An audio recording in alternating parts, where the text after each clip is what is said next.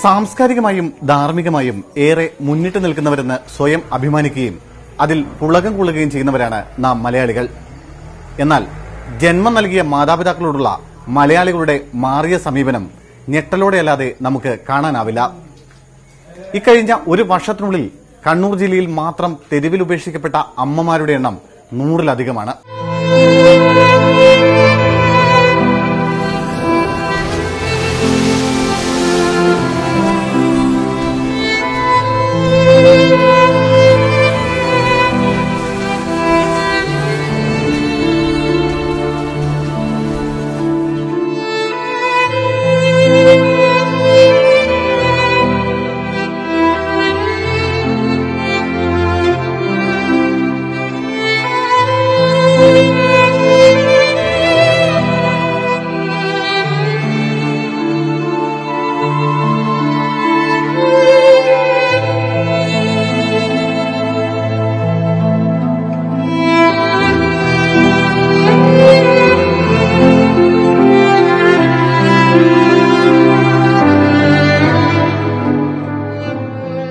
അങ്ങനെ അന്ന് മുതൽ ഞാൻ ഇങ്ങനെ നടന്ന് ഇത്രയുമായി. അതിപ്പം 10-11 വർഷമായി. പെണ്ണ് കെട്ടിയിട്ട് 11 വർഷമായി. അന്ന് തൊട്ട് ഞാൻ തെണ്ടിക്കഞ്ഞും കൂടി കണ്ടി കിടക്കുക. ഇന്നും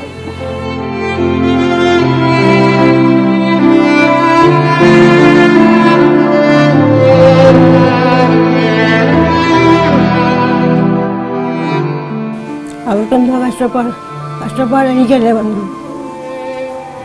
അവർക്കൊരു കഷ്ടപ്പാടുമില്ല. അവർക്ക് വീട് കൊണ്ട് അവർക്ക് താമസിക്കാൻ സൗകര്യമുണ്ട്. അവർ വീട്ടിലാളുകൊണ്ട്. എനിക്കല്ലേ ആരും ഇല്ലാത്തത്, വീടില്ലാത്തത്. അപ്പോൾ അവർക്കെന്താ കഷ്ടപ്പാട്? ഈ എണ്ണിക്കാൻ വയ്യാത്ത ഞാൻ ഒരു വീട്ടിൽ ചെന്നാൽ എന്നെ രാത്രി കയറ്റി കിടത്തും. അവിടുന്ന് എന്തേലും വന്നു പോയാൽ അവർ സമാധാനം പറയണ്ടേ?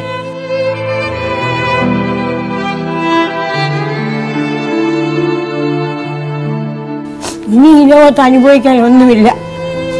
ഈ ഇച്ചിരി ജീവൻ മാത്രമേ ഉള്ളൂ.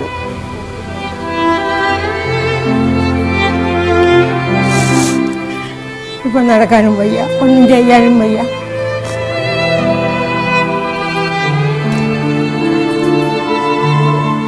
വയസ്സ് 87 ഇനി ഞാൻ പണിയെടുക്കാനും നടക്കാനും പറഞ്ഞാൽ നടക്കുമോ?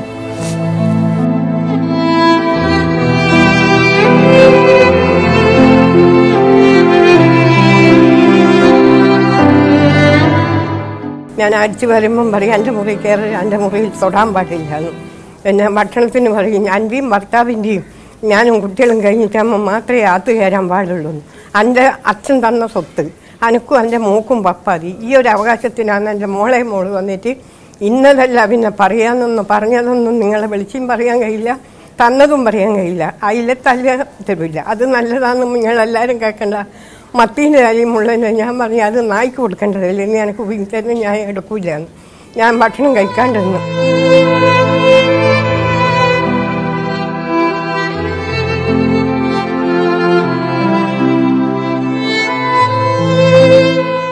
അന്ന് രാത്രി എൻ്റെ മോള് വന്നിട്ട് നായിൻ്റെ മോളെ നിന്നെ ഞാൻ അമ്മയെന്ന് വിളിക്കില്ല, എളേ രോണി ഈ പറമ്പത്തൊന്നും നീ ഇനി ഒരൊറ്റ സാധനം തൊടാൻ പാടില്ല.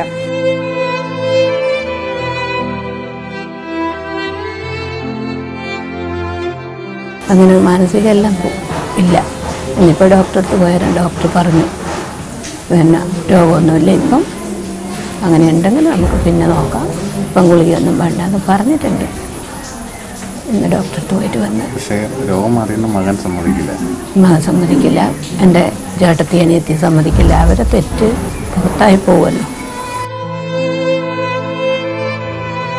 അവനെന്നെ നിർത്തൂല, എൻ്റെ വീട്ടുകാരെ നിർത്തൂല.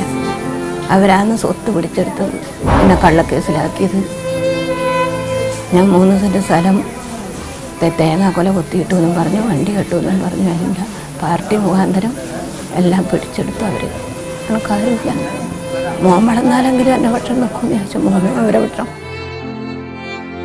ഭർത്താവിനെ ഇതുപോലെ എൻ്റെ മോനെ എവിടെയോ കൊണ്ടുവിട്ടിട്ടുണ്ട്. തലശ്ശേരി ആസ്പത്രിയിൽ കിടന്നിരുന്നു, പിന്നെ കണ്ടിട്ടില്ല.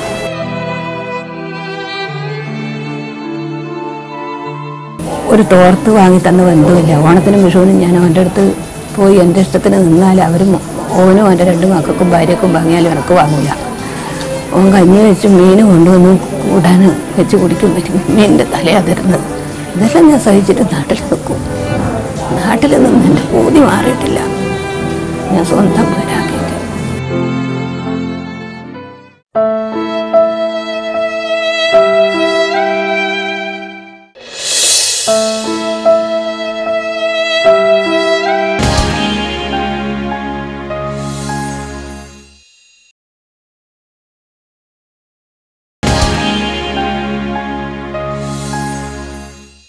ജില്ലാ സാമൂഹിക നീതി വകുപ്പിന്റെ കണക്ക് പ്രകാരം കണ്ണൂർ ജില്ലയിലെ വിവിധ അനാഥാലയങ്ങളിലായി ഇപ്പോൾ 250-ലേറെ അമ്മമാർ അന്തേവാസികളായുണ്ട്.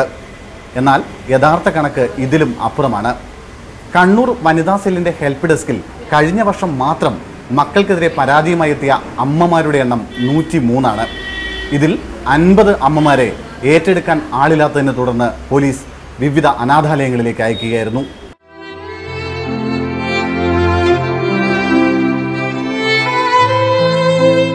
കണ്ണൂരിൽ നിന്ന് കഴിഞ്ഞ മെയ് മാസം കണ്ട കാഴ്ച. വഴിയോരത്ത് ഉപേക്ഷിക്കപ്പെട്ട് വനിതാ സെല്ലിലെത്തിയ അമ്മ 5 പെൺമക്കളെ നൊന്തു പ്രസവിച്ച ചിറക്കൽ ചന്ദ്രോത്ത് വീട്ടിൽ കല്യാണിക്കുട്ടി എന്ന 80-കാരി. പോലീസ് 5 പെൺമക്കളെയും വിളിക്കുന്നു. ആരും ഏറ്റെടുക്കാൻ തയ്യാറായില്ല. മക്കൾക്കാർക്കും സ്വന്തമായി വീടില്ല. ഇളയ മകൾക്ക് വീടുണ്ട്, പക്ഷെ നോക്കാൻ സാമ്പത്തിക ശേഷിയില്ല. പണം തരാമെങ്കിൽ നോക്കാമെന്ന് ഇളയവൾ.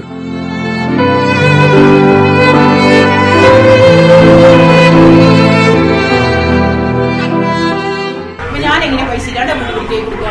എനിക്ക് പൈസ ഞാൻ കൈ കൊടുക്കുക. അവരോട് നിന്നോട്ടെ, എനിക്ക് കുഴപ്പമൊന്നുമില്ല. ഞാനും പോയിട്ട് എല്ലാ ദിവസവും ഇവരെ പോയിട്ട് പരിപാലിക്കാൻ എല്ലാം തയ്യാറാണ്. ഉണ്ടായിരുന്ന 10 സെന്റ് മക്കൾക്ക് വീതിച്ചു കൊടുത്തതാണ് ഈ അമ്മ. കഴിഞ്ഞില്ല. തറവാട്ടിലെ ശാപം അമ്മയെ പിന്തുടരുന്നുവെന്ന് മക്കൾ. മക്കൾക്കൊപ്പം നിന്നാൽ ഈ ശാപം അവരെയും ബാധിക്കുമത്രേ.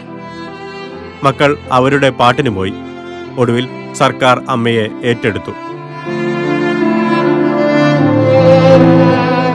കഴിഞ്ഞ ഒരു വർഷം 160ഓളം കേസുകൾ ഞങ്ങൾ ഇതിനെ സംബന്ധിച്ച് വിചാരണ ചെയ്തിട്ടുണ്ട്. 160ഓളം ഓർഡേഴ്സ് കൊടുത്തിട്ടുണ്ട്. മാസച്ചെലവ് വേണ്ടി ഒരു 20ഓളം സ്വത്തുകൾ ഞങ്ങൾ തിരിച്ച് അമ്മമാർക്ക് ഏൽപ്പിച്ചിട്ടുണ്ട്. സോ മേ ബി ഇതിൻ്റെ അവയർനെസ് ചിലപ്പം കൂടിയാണ് എനിക്ക് സംശയം. ബട്ട് എന്തായാലും കൂടുതൽ എങ്കിലും it is our duty to stop it. Not just as ജില്ലാ ഭരണത്തിൻ്റെ ചുമതലയായിട്ട് മാത്രമല്ല, ഒരു സമൂഹത്തിൻ്റെ ഒരു ഉത്തരവാദിത്തമായിട്ട് ഇവരുടെ ഒരു പുനരധിവാസം നമ്മൾ ചെയ്തേ പറ്റൂ.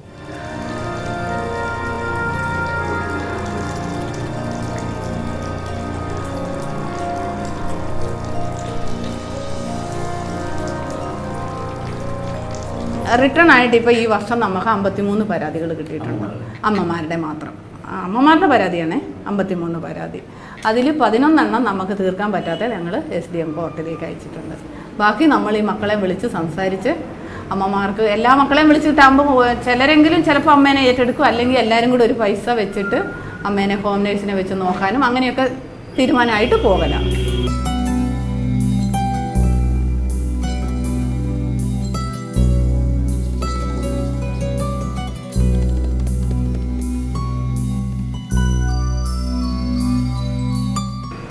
ഇവിടെ ഇപ്പോൾ അമ്മമാരെ നമുക്ക് വരുന്ന അമ്മമാർ വന്നാൽ ചില അമ്മമാർ പറയും എനിക്ക് എൻ്റെ മക്കളെ വിളിച്ച് വരുത്തി എനിക്ക് മക്കളുടെ കൂടെ പറഞ്ഞു വിട്ടാൽ മതിയെന്ന്. ചില അമ്മമാർ പറയും എൻ്റെ മക്കളെ ഒന്നും അറിയിക്കേണ്ട, അവർ സ്വസ്ഥമായിട്ട് ജീവിച്ചോട്ടെ, എന്നെ എവിടെയെങ്കിലും ഒന്ന് കൊണ്ടുപോയി താമസിപ്പിച്ചാൽ മതിയെന്ന്. അങ്ങനെ 2 തരം അമ്മമാർ വരുന്നുണ്ട്. പിന്നെ ചിലർ വരുന്ന ഈ പിന്നെ പെൺമക്കൾ കല്യാണം കഴിക്കാത്ത അമ്മമാരുടെ കൂടെ ഉണ്ടാവും. അപ്പോൾ ഈ ആൺമക്കൾ കല്യാണം കഴിച്ചിട്ടാകുമ്പോൾ ഈ പെൺമക്കളെ അമ്മേനെയും കൂടെ ഒഴിവാക്കും.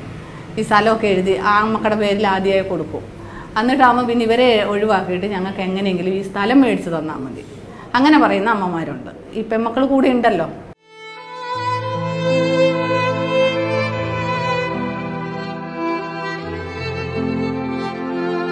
മുതിർന്ന പൗരന്മാരെ സംരക്ഷിക്കുന്ന ഇതേമാതിരിയുള്ള സ്ഥാപനങ്ങളിൽ എത്തിപ്പെടുന്ന അവരില്ലേ ഒരു 50% താഴെത്തട്ടിലുള്ളവരാണ്. അതായത് സാമ്പത്തികമായിട്ട് പിന്നോക്കം നിൽക്കുന്നവരാണ്. മുതിർന്ന കുറച്ച് സാമ്പത്തികമായിട്ട് കൂടുതൽ ഉള്ള ആൾക്കാരൊക്കെ നമ്മുടെ പ്രൈവറ്റ്, അതായത് വൃദ്ധ മന്ദിരങ്ങളിലാണ് എത്തിപ്പെടുന്നത്. അത് ഒരു ബിസിനസ് രീതിയിലാണ് അത് പോകുന്നത്. ആ സ്ഥാപനങ്ങളൊക്കെ പോകുന്നത്. അവിടെ പേയ്മെൻറ്റ് ആണ്, ഒരാൾക്ക് ഏകദേശം 4000 രൂപയോളം വരും. അപ്പോൾ അത് ആ ബിസിനസ് രീതി കണ്ടുകൊണ്ട് അങ്ങനെ വൃദ്ധമന്ദിരങ്ങൾ ഒത്തിരി കൂടി വന്നിട്ടുണ്ട്. അപ്പം നമ്മുടെ കണ്ണൂർ ജില്ലയിൽ തന്നെ ഏകദേശം ഒരു 30ഓളം പിന്നെ വയോജന സദനങ്ങൾ ഉണ്ട്. ഈ വയോജന സദനങ്ങൾക്കൊക്കെ ഓരോ അവിടെ താമസക്കാർക്കും നമ്മുടെ ഈ സാമൂഹ്യ നീതി വകുപ്പ് ഗ്രാൻറ്റും കൊടുക്കുന്നുണ്ട്. അപ്പോൾ ഇതൊക്കെ ഇപ്പോഴത്തെ ഈ സ്ഥിതി വെച്ച് നോക്കുമ്പോൾ ഗവൺമെൻറ്റിന് വലിയൊരു ഭാരിച്ച ബാധ്യതയാണ് വന്നുകൊണ്ടിരിക്കുന്നത്. അപ്പോൾ ഈ കൂട്ടുകുടുംബ വ്യവസ്ഥിതി മാറി അണുകുടുംബ വ്യവസ്ഥയിലേക്ക് മാറിയപ്പോഴുണ്ടായ ആ ഒരു പ്രശ്നം നമ്മുടെ സമൂഹത്തെ ആകെ ബാധിച്ചിരിക്കുകയാണ്.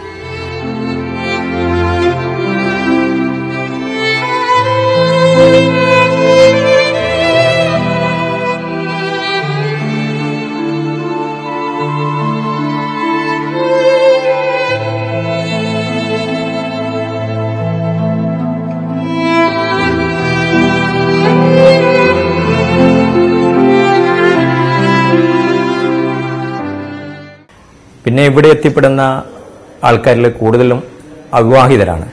അപ്പം നമ്മുടെ ഈ സീനിയർ സിറ്റിസൺസ് ആക്റ്റിൽ പറഞ്ഞിരിക്കുന്നത് മക്കൾക്ക് കൊടുത്ത സ്വത്ത് തിരിച്ചു വാങ്ങാനുള്ള വകുപ്പുകൾ അതിൽ ഉണ്ട്. അത് ആ നടപടി വകുപ്പ് എടുത്തുകൊണ്ടിരിക്കുകയാണ്. ഞങ്ങളുടെ RDO ആണ് ഇതിൻ്റെ മെയിൻ്റനൻസ് ഓഫീസർ. മക്കളെ സംരക്ഷിക്കുന്നില്ല എങ്കിൽ ഈ കൊടുത്ത സ്വത്ത് തിരിച്ചു വാങ്ങി കൊടുക്കുന്നുണ്ട്, മക്കൾക്കെതിരെ നിയമ നടപടികൾ എടുക്കുന്നുണ്ട്. പക്ഷെ ആ സീനിയർ സിറ്റിസൺസ് ആക്ട് 2007 ഈ അവിവാഹിതരായവരുടെ അവരുടെ സ്വത്ത് തിരിച്ചു വാങ്ങുന്നതിനുള്ള ഇത് എഴുതി ചേർത്തിട്ടായി കാണുന്നില്ല. അതും കൂടി കൂട്ടത്തിൽ പെടുത്തണം.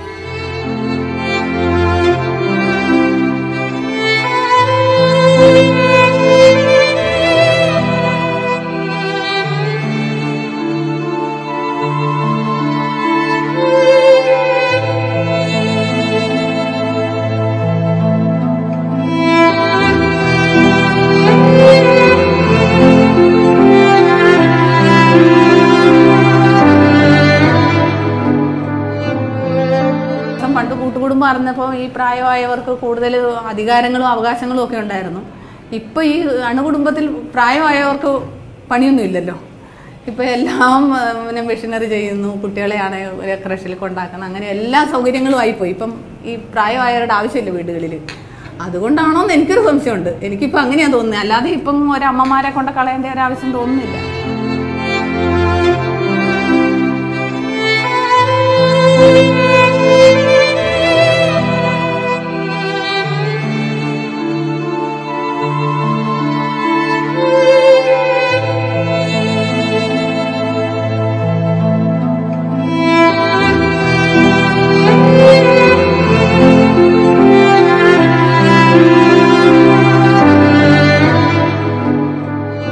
സാമ്പത്തിക മെയിന് അധികവും ഈ ഇച്ചിരി ഫാമിലി ബാക്ക്ഗ്രൗണ്ട് ഇച്ചിരി കുറഞ്ഞ വീടുകളിലെ അമ്മമാരാണ് ഇങ്ങനെ തള്ളപ്പെടുന്നത്. പിന്നെ ജോലിയുള്ള മക്കളുടെ അമ്മമാരും വരുന്നുണ്ട്. ഇപ്പോൾ അടുത്ത കാലത്ത് അന്ന് പേപ്പറിലൊക്കെ വന്നേ ഒരമ്മ, അവരുടെ മക്കളൊക്കെ നല്ല നില മാഷന്മാരും അങ്ങനെയൊക്കെയാണെന്നാണ് പറഞ്ഞത്.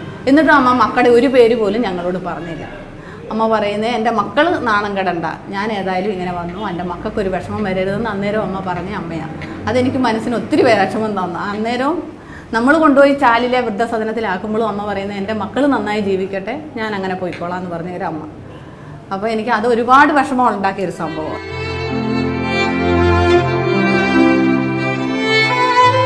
സ്വന്തം അമ്മമാരെ തെരുവിൽ ഉപേക്ഷിക്കുന്നവർ ഒന്നും മറക്കരുത്. നാളെ കാലം നിങ്ങൾക്ക് വേണ്ടിയും ഒരു തെരുവോരം കാത്തുവെച്ചിട്ടുണ്ടാവും.